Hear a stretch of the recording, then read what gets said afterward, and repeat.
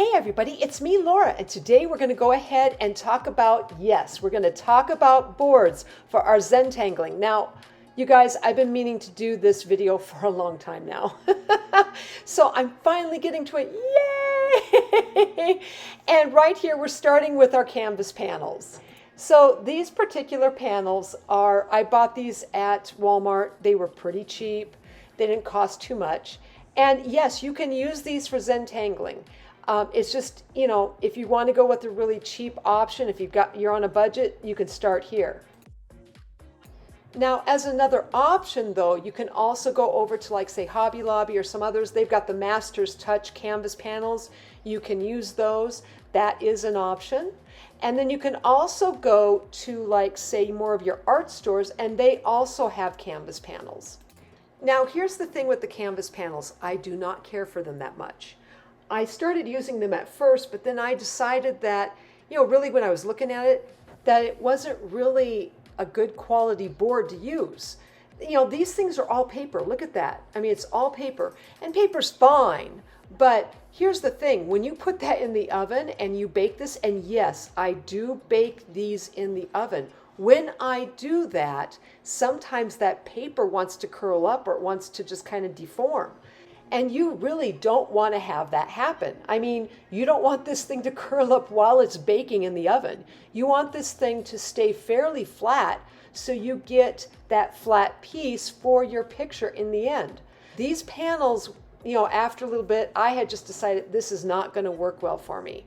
So I really, you know, this is one of the main reasons why I don't use canvas panels. However, that being said, there is one other thing that bugs me silly about this, and that's the corners. And the corners are such that, oh man, they're uneven. You know, they're a little bit thicker than the rest of the panel. So when you go to lay this flat on any surface, it's going to be raised up on the corners. Now, it may not seem like a big deal at first. I mean, that's okay. But if you go to bake this in the oven, it's, you know, it's going to naturally want to bend anyways. So this just makes it even more so.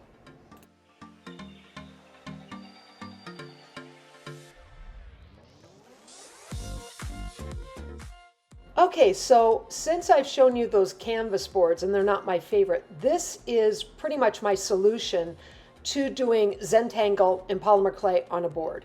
And these gesso boards are really, when you look at the back side, this is like a chipboard. It's like compressed material, and it's solid. It's not paper. That is very important. It does have a little bit of a tendency to warp, but not really. It's, you know, as soon as it cools off, it comes right back to its original form. And not even, it doesn't bend that much. It really doesn't. It's compressed material. It's compressed chipboard. That's what this is. And it works great. Now, this all being said, I found this chipboard at my local, it was actually a Guyries, but check out your art stores. I want to say a couple of the craft stores, yeah, they have this stuff too. And the nice thing about this is you don't have to cut it.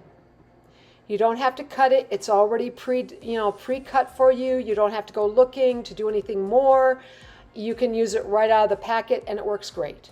So this is generally for those of you who don't have a lot of room or you don't have a lot of tools to cut your own board. This is what I suggest using.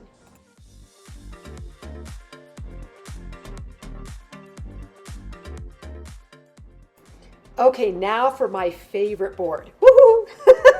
I get excited when I get to my board, the one I love.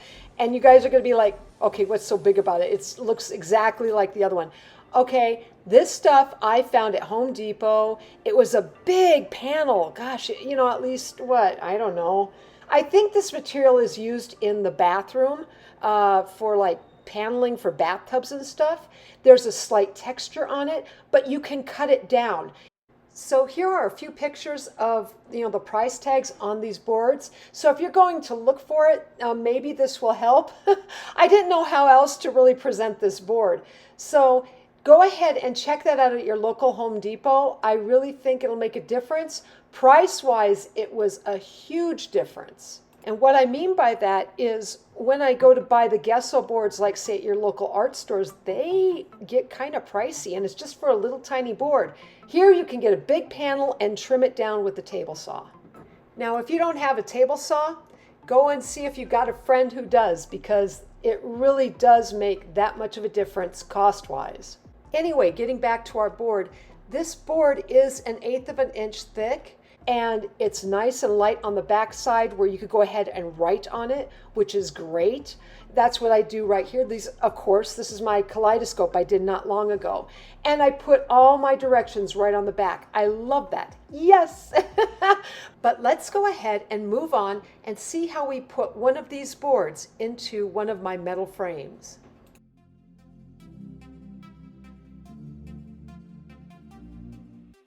Okay, so now to my favorite part, and you're going to notice here, this is a used frame. I did not buy the metal frame at an art store or anything like that. These things get costly. So like 2 sides of this frame will cost you, depending upon the size of it, oh gee, close to $10 just for 2 sides. And that's not for all 4 sides. Okay, they can get really costly. So my biggest place to go is the thrift stores. Oh, I love those thrift stores. And I have a partiality to my ARC thrift store, partly because they go half price on Saturdays. What can I say? Anyway, I bought this thing for $2.50. $2.50, what would naturally cost me in the store, oh, easily 15, 20, I don't know, somewhere along in that. And these metal frames, that doesn't even include the glass, okay? So this stuff gets really expensive. If you can cut costs, and I do here, this is what I do. I'll go to those thrift stores and I'll buy these frames. And this really makes a difference on the bottom line. Now you're probably also wondering too, okay, that's nice that you're cutting the costs, but what if you get a dinged up frame from your thrift store or it's not in the greatest of shape? Here's a little hint. I have just a regular sander. I use like my 400 or 600 grit. I will sand the metal frame. Now make sure you take this outside, make sure you ventilate, okay, when you do this, but you can take the coating of the original color off, whatever it is. Underneath it will always be silver. So if you do not want a silver frame, you might have to repaint it or something like that. But I really, you can sand it off and it'll be just fine.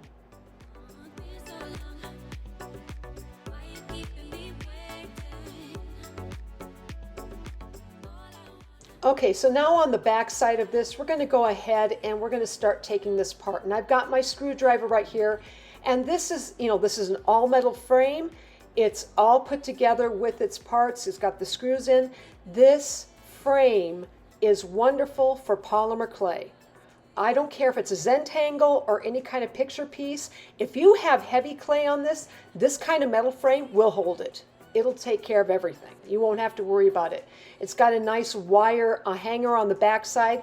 I suggest having a wire hanger on the back side, but it will be able to withstand any kind of weight you've got going on there. And the board kind of helps that too. It's a nice solid board. It works great. Now here, of course, I'm just unscrewing it. I used a small little screwdriver, but I had to really work at it a little bit. And I don't really show that here, but let's say if you get where they kind of screw it in really tight. I don't know what it is with people. They screw it in so tight you can't undo it again.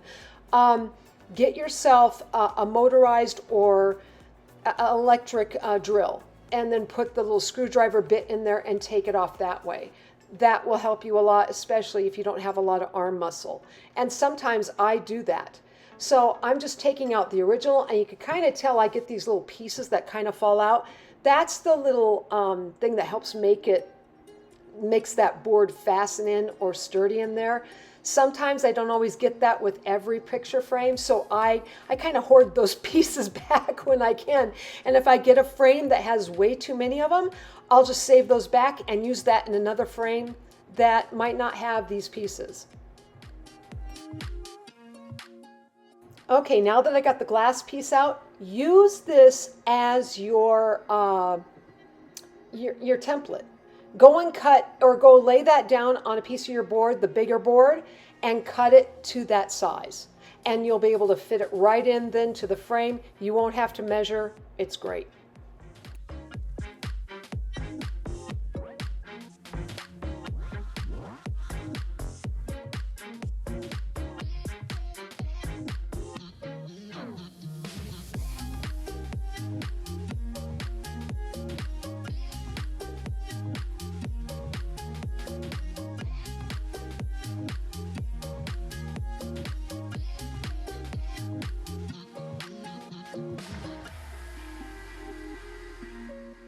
Okay, now that we got that board into the frame, we'll just take the other piece, the top part that I had taken off the frame, the other metal piece, and we'll just slip it right over the top. We'll go ahead and use our screwdriver and screw that back in. Once I have that, I'll then take those little metal pieces that I took out, and we'll put those right underneath inside the frame, and it'll hold the board in place.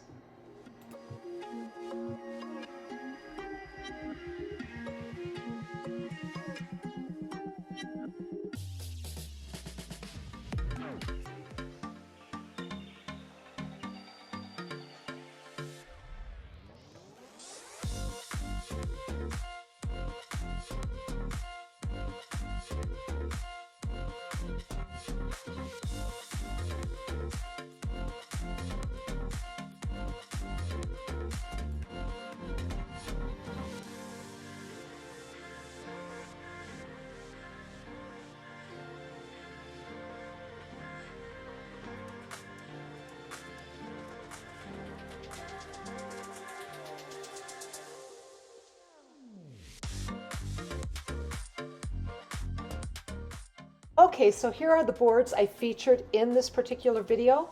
Please use this for study and reference. And if you like this video, please like, subscribe, and leave me a comment. I'm always wondering what you're thinking. Otherwise, I am sending out my biggest hugs to each of you, and I hope you have a fantastic day.